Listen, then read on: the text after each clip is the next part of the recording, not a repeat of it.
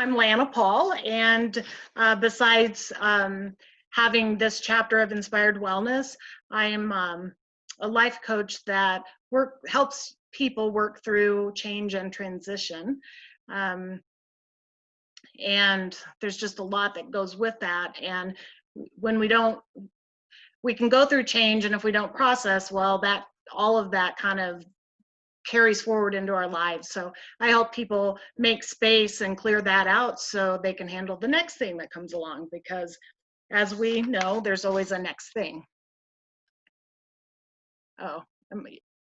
I was like, oh gosh, did I mute myself? All right. So yeah, joy is what I'm hoping that I can help people make space for as well, because more happiness and joy that we can experience, the better off we are and our families and our businesses. And at this time, we will hear usually from our sponsors, and we have one today, although he can't be here today. So I'm going to read for him, and that is Chris Gieske, who spoke last week.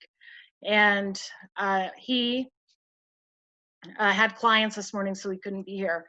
But he is the founder of KG Max Fitness, where he is a strength and conditioning coach. And he uses cutting edge mobility, vision, and balance drills based in neuroscience, and has worked with strength rehabilitation since 2011. His passion is to help people move better, feel better, and perform better. And if you're interested in a complimentary session, you can visit his website, kgmaxfitness.com. And if any of you ever would like to sponsor a meeting, you just reach out to me, or if you know of anyone else that might want to, just send me a message. I'm going to introduce now Marla, which we've all met, but she is a sales coach and a healthy lifestyle promoter. You can have any type of conversation with Marla, and she will participate because she's curious. She loves engaging and learning as well as educating. She has built businesses, coaches neophyte and skilled sales professionals, and leads a network marketing team sharing drug-free wellness. She has a master's in online education and a resilient lifestyle. She has reinvented many times and is not outrageous enough to skydive, but outrageous enough to teach sailing in Maine. She's has also bought a business to have a job because the owner was going to close the doors. She is outrageous enough to sell her business to take a year off and then reinvent to have her only child at 42. God bless you. Coach sales professionals and get a master's after age 50. And while she might tell you more of that story today, and if not, please connect with her and see how she can help you reinvent. It is my honor to introduce Marla Koupal to you today, and looking forward to this, Marla.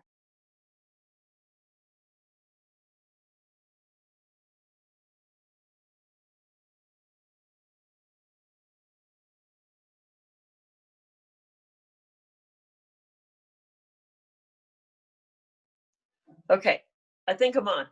All right, thanks. Good morning, everyone. I'm working from my iPad because we figured out the audio on my PC was horrible.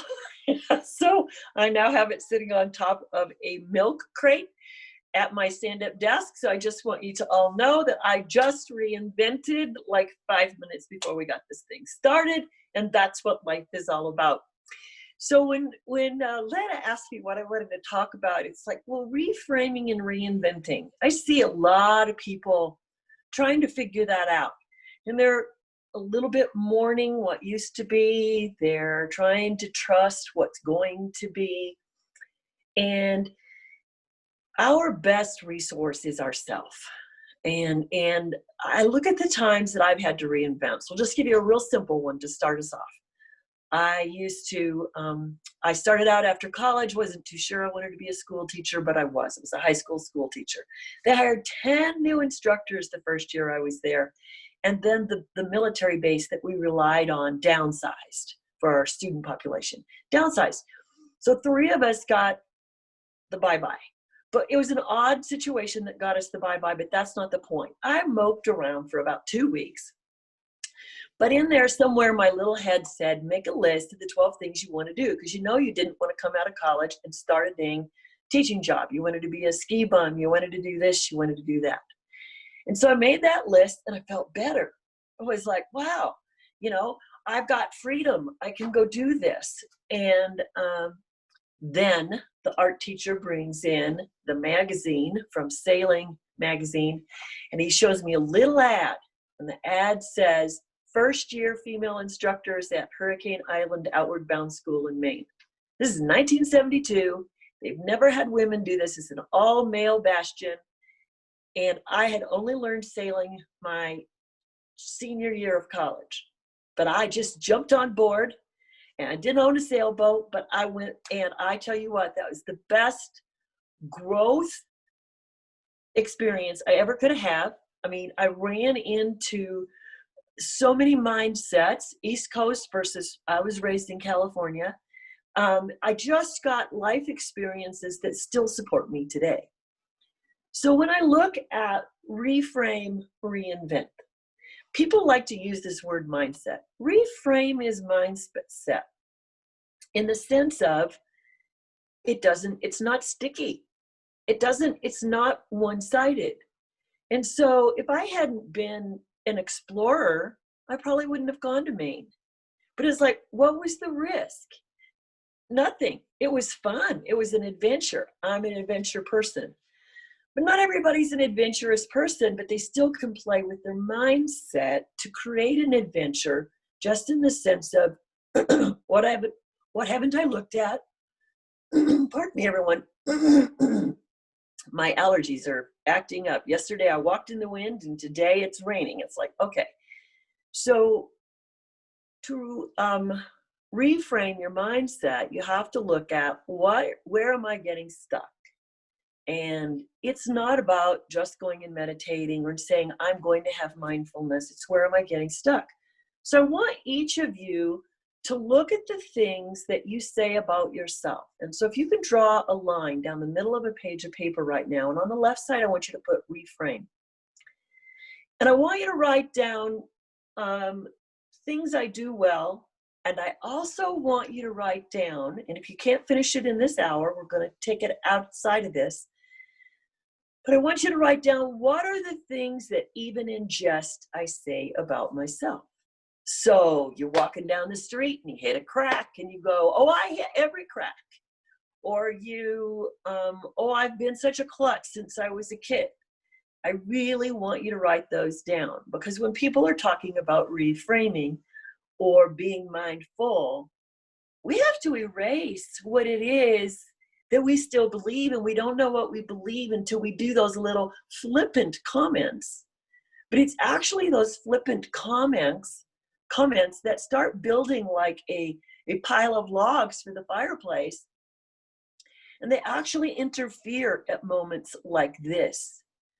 So how many of you have been watching all the things on YouTube and everywhere? Now, most of you are in BNI, I've figured out, and you're not necessarily searching and seeking, but you're always still wanting to connect. You're going to run into people who are in this position where they've bought the latest and greatest program where this person's made 20 million, so I'm going to get in that program, and I'm going to do this, and I'm going to do that. It's like, whoa, stop. That's their mindset. Where's yours? So before you even buy into any of those programs, you've got to say, will this erase a belief I have? So you go in with your list from your mindset, goods, and the ones that you're not celebrating, and the things about yourself, and you have to say, does this program market to the things I'm not good at, or is it marketing to the things I'm good at? If it's not marketing to the things, if it's marketing to the things that you're good at, that's fine. But if you're going to buy because of the things you're not good at, you have to get rid of the mindset first before that investment is going to pay off. Does that make sense? So what I want to hear from anybody, have you done that soul searching in this time where we were at home? Maybe you weren't forced to, but we have assets sitting on the table sometimes that we're not using. So I'll give you an example, and then I'm going to open it up for the conversation. But, you know, I'm a third generation salesperson. I am a second generation educator, and my mom had a master's, I have a master's in online education. And, you know, when I left my professional training job years ago, I thought I'm going to reinvent myself into the health field. And I've done low energy neurofeedback, I've done healing touch, and I love all those things. But at heart, I'm a salesperson and an educator. That's it. That's where I'm the smartest, the most intrepid, the most like, okay, let me just get out there and do it kind of a thing. And if I overthink outside of those strong skills that I have, I kind of have too much of that defeatist conversation. So my mindset has really gone through some turmoil. It could be a Ferris wheel one day and it could be a gerbil cage the next. But, and I'm coming out the other side because I have friends like Lana and a few other people that have said, Marla, why aren't you having an online sales coaching program? That's like, you're right. It lives with me for over 50 years. It's in my soul. It's not a thing. And so if I come back and I look at people who are reframing, a lot of them are saying, I can't do sales, but I'm going to do sales. I can't do this, but I'm going to do this. The I can't to the I'm gonna has got to be managed right here in the middle. And that's where the reframing comes in. And so people are buying everybody else's enthusiasm and jumping on board. And then guess what? That guy made money and they still aren't. So why I'm bringing this up today is you all have a lot of friends who are maybe in this reframing place. So ask me some questions about how you can help those people who are reframing, or if you're reframing, what are some of the concerns you have? Anyone? I don't know how you raise hands. Do you raise hands or just unmute everybody? I don't hear you, Lana.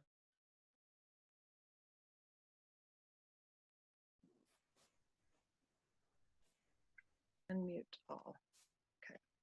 Okay. All right. Well, that didn't really work, but. So, well, if Just can unmute if you have something, if you want to say something. Yeah, unmute if you want to talk. Anybody? I'm an interactive trainer, not a speaker. Well, but I can. I know I've said that. I'm like, I'm not a public speaker, but I'm going to do it. So. Well, I've spoken many years. It's just that I like interaction. I like audience interaction. No, I was saying that was mine. Yeah. Okay. Got it. And how did you get over that? I think I need to do some more work on it. I think there's probably hidden beliefs in there that I need to reframe still. However, I just decided that wasn't going to control me anymore. And that's when I began to be able to stand up in front of people and speak. But I think there's probably more things in there. But I think it was it was a decision. Yeah, so I like that. Thank you, because you're right. That's why I want everybody to come back and list the assets, the things that you do well, but list the ones that you say that I don't do, or I'm not going to do, or I won't do, or I haven't had enough training, whatever that conversation is, but your phrase is the best one. I'm not going to let that control me. So in order to reframe, you've got to go back through that list of the I don'ts, I won'ts, I can'ts. And you need to say, which one of these do I want to have no longer control me? And you pick one of those. And you figure out what are my options around that. So, you know, we talk about everybody coming in and coaching us and pepping us up and doing motivation. And actually, to reframe something is a heartfelt choice to get out of your head and give yourself some forgiveness and give yourself some stretch and some movement in creativity. And you know, when you write down all of those can't things or won't things or don't things, sometimes you have to go back and have the conversation. Where did I first hear that? Oh my gosh, that's my dad. Or, oh my gosh, that's my mom. And it's like, well, bless them. Bless them for what they knew then. Bless them for how they supported you. And just get into your head and say, bye-bye. I get to create differently. You did a great job. You gave me a foundation. Now, I'm not trying to be a counselor here, but I think sometimes we have to go back and say, where did that come from? So thanks for that launch into that piece, Lana, because I think that's the critical piece in reframing. We have to understand why we owned it. Tom. Can I interject something there? Because I think you're absolutely right. We have to define our own beliefs and not what was instilled upon us. But also it's a matter of understanding what our skill sets are. I'm a firm believer in strength finders. If nobody's taken that, they should. Because you have to identify what your strengths are, because sometimes we spend way too much time trying to correct our weaknesses when we don't concentrate on our strengths. So if we don't know what our strengths are, then we're kind of stepping and fetching out there. So if we can identify our strengths, then put our application and our effort and our enthusiasm towards those strengths, and then we find those avenues, we can perform much better than trying to overcome a weakness that statistically is proven time and time again that we don't really improve a lot on our weaknesses, especially if they're low on the chart of our skill set. So that's the only thing I would interject is I think to get a core understanding of where you're best at, you need to find out what you're best at. Right. Good.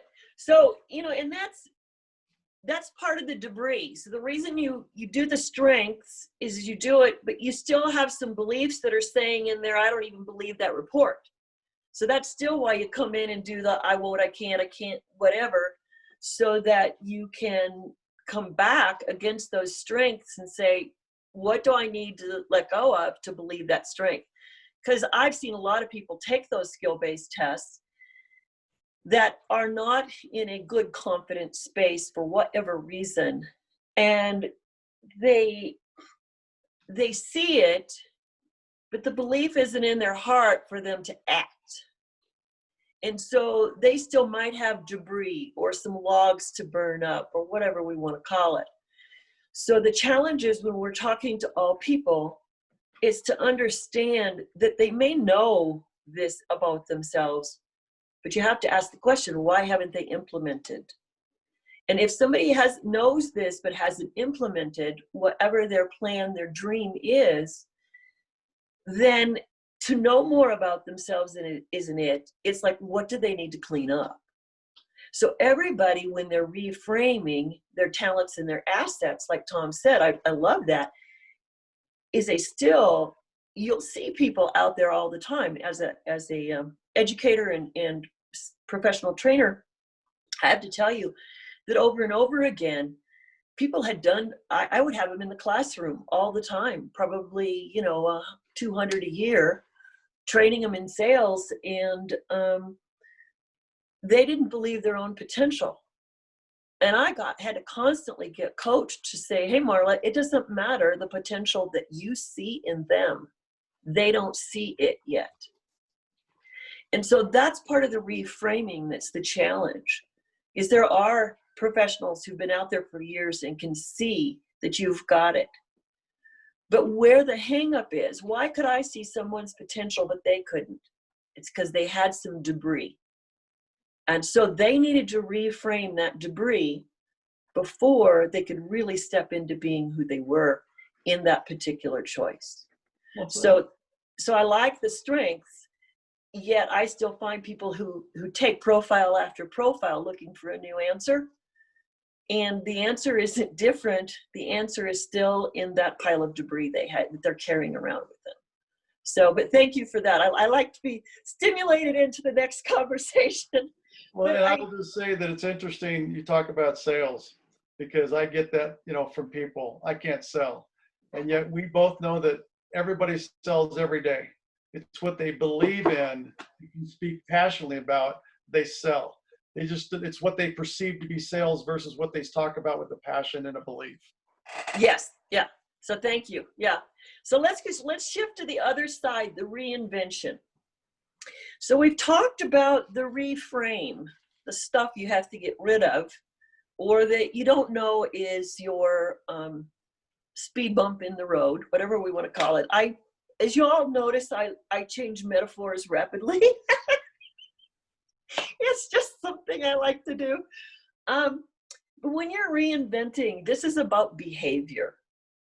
So the first one is mindset, and now it's about behavior. Hey, Shannon, we can see your face. So I need everybody to go through today on the other side of the paper and is list all your assets. So maybe you sold, now y'all don't know this about me either, but after I sailed and taught sailing in Maine, I didn't want to leave the East Coast, so I sold hot dogs on a street corner in Boston. And for about 6 weeks, because I wanted to stay in Boston and I needed some income. And so, hey, you know, I've done it. I've done a lot of things. I also have been a governess, mucked horse stalls, made sure kids could ride horses safely, and then I've had SWAT teams surround apartment buildings I've managed. So, you know, I like to reinvent because now I don't know how to shoot a gun, and I'm not saying I should or would or could, but I'm saying, what are your assets? So my asset is resiliency. I know that about myself.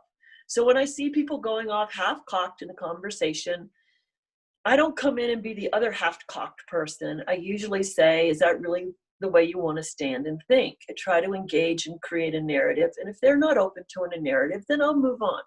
And we've all had that occasion here recently in intense formats. But what are your other assets? What are things that you're willing to do that others won't? I mean, I will try to defuse emotional situations because I used to have to do that when neighbors were fighting and arguing. But I choose when I'm going to step in now because of different behaviors people have. But you've got to list all of your assets. You've got to figure out what were the basics. What are the basic foundational things that you did? And then I want to ask yourself, after you make that list, your second question is, what have I done recently to tune those up? So let's just go in, you know, I'm 71, you guys, so I wasn't from the tech era, but I have just learned 3 new software programs in 2 months. And I got to tell you, I'm not a techie. Let me talk to someone. But I figured them out, and probably took longer than most people would. But I need tech now to be able to communicate, connect, educate, and help people do what they want to learn. So the Zoom calls are easy. It's all the other ones. You know, how many of you are trying to find a good backdrop for your videos, or get the lighting right, or find a microphone that works, which is, I tried 3 microphones this morning before I switched over to my iPad to do this conversation. So that's kind of a trivial example, but what I want everybody to understand is where have you reinvented? I want you to celebrate that.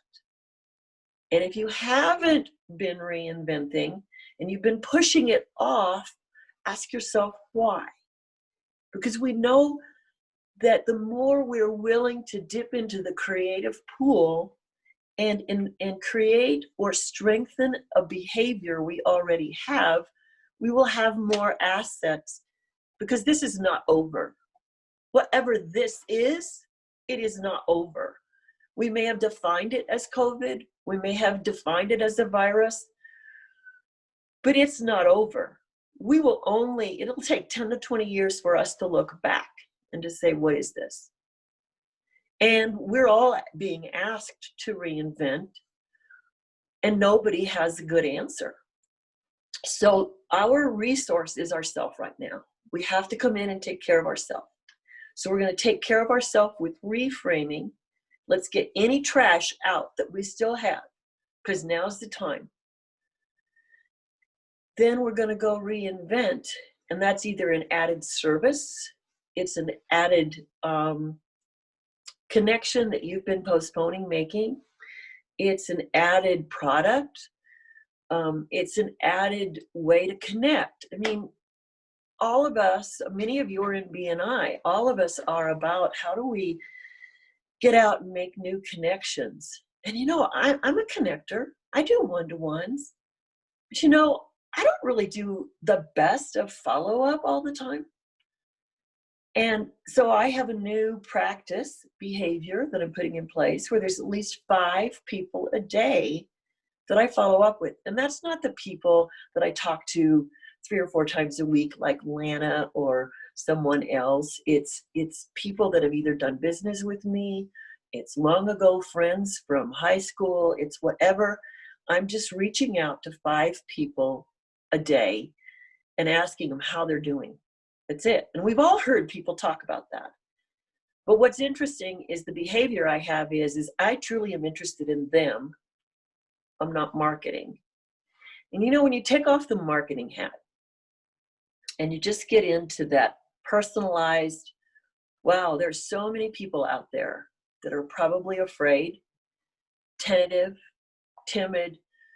I don't know what's going on in their world, but if they need to reach out. And so today I had someone who was talking about something and hoping it would work. And I just reached out to her because I know her only as a name on a list, but knowing what we had in common, I just asked a few questions and we actually engaged, and I gave her some resources. And they weren't resources that I had, but I gave her some connections that she needed. And so it's kind of interesting.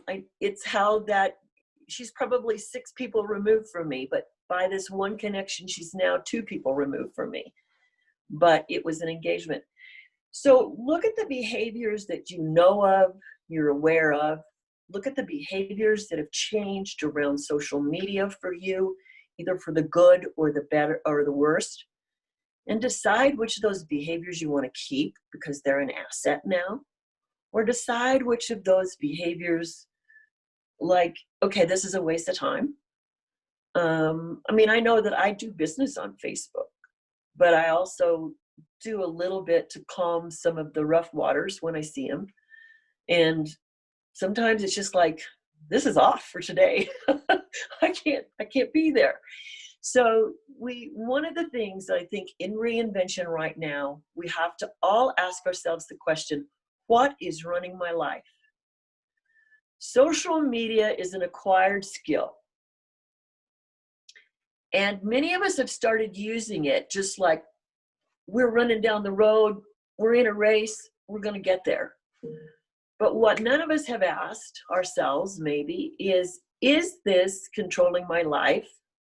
Or how is it affecting my life? Or is this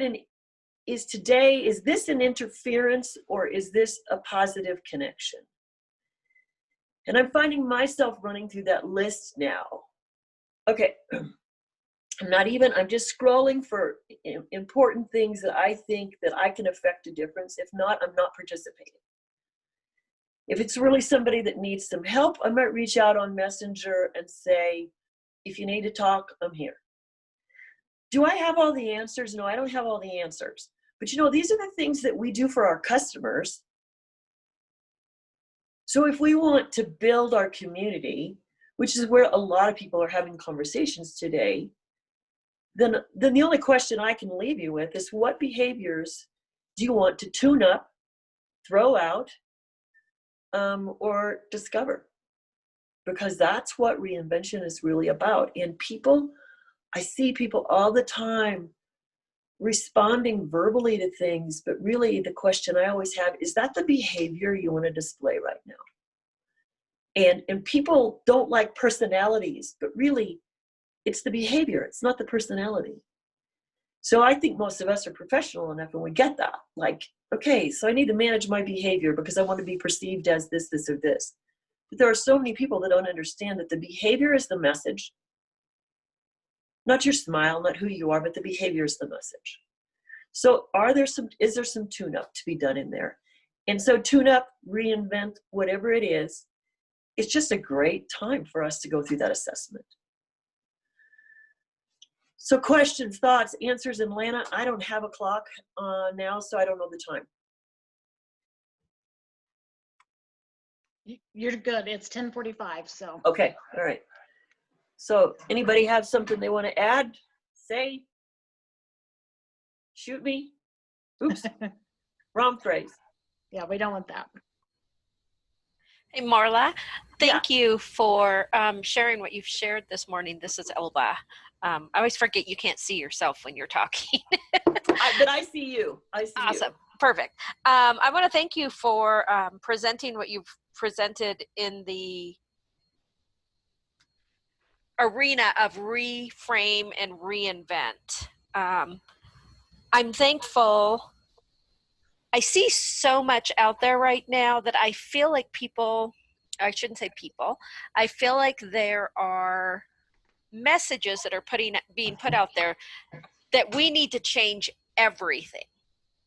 And I like that your message is not saying we need to change everything about ourselves or change everything about our world, but we need to look at ourselves and decide what are the good things we want to keep, the things that we want to sharpen, the things, I like how you said for our behaviors, we need to look at them and decide what do we want to tune up, what do we want to throw out, or what do we want to discover about our behaviors or creating a new behavior. And so I just wanted to let you know that I really appreciate what you've said, in particular on that reinvention side. Thank you. That resonates with me. Yeah, thanks. Yeah, well, I had a good conversation with someone the other day, and she's saying, the narrative that's going on sometimes is not always the narrative that needs to be discussed. And so when we see the headlines and we see the emotions, and whether it's about business or the economy or the stock market or the politics or the social commentary, is the narrative correct?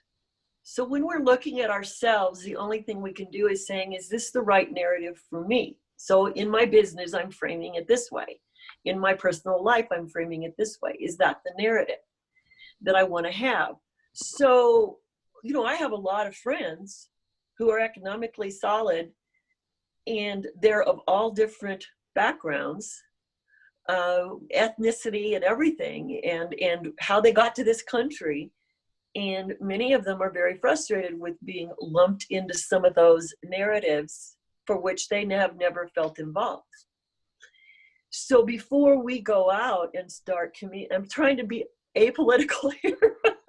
You're doing a great job. Before we all go out and listen to everybody's mono narrative, we need to understand there's 365 narratives or more. We know that there's, how many points on a circle. So we've got to understand that there's more points to each narrative. And if all we do is start listening to ourselves better, when we get into I'm going to call it stuckness, like this is the way it's always been, this is the way it should always be. We don't know when we do that until it hits us in the face. But if we're watching for our stuckness, then we go, oh, what do I want to learn around that? What do I want to do? So I love people who get out there and tell you, you can do this and da-da-da-da-da, but this isn't about motivation. This is reflection. So to reframe and to reinvent is about reflection. We all had a great opportunity to reflect, but we also have a lot of noise out there around us. And all that noise, we have to learn how to calm it. So to reframe and reinvent is to bring some calm to your heart, to bring some calm to your head, and to say, yeah, this, and this really worked for me. And you know what? I'd like to tweak this. Or, oh darn, I've been doing this thing out of habit for a long time, and it's just a waste of time. So all of those things come into play when you're either reframing or reinventing. And I just wanted to take the words that we hear all the time are mindset and behavior, but nobody comes in and puts them into the total narrative.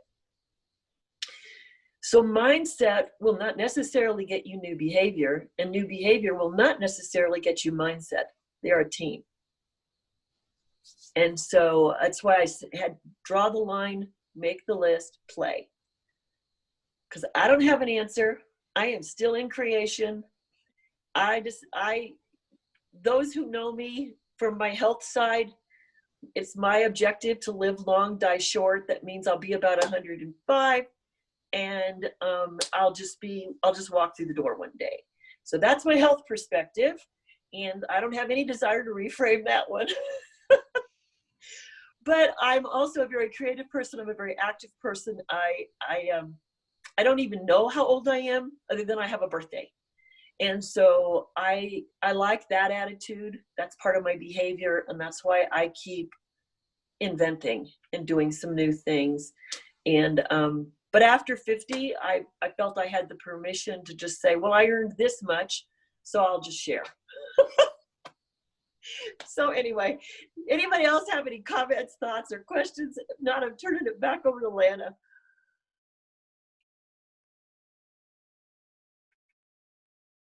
I don't hear you, Lana. I was speaking to my people and saying, you're probably thinking I'm going to call on you, but I'm not.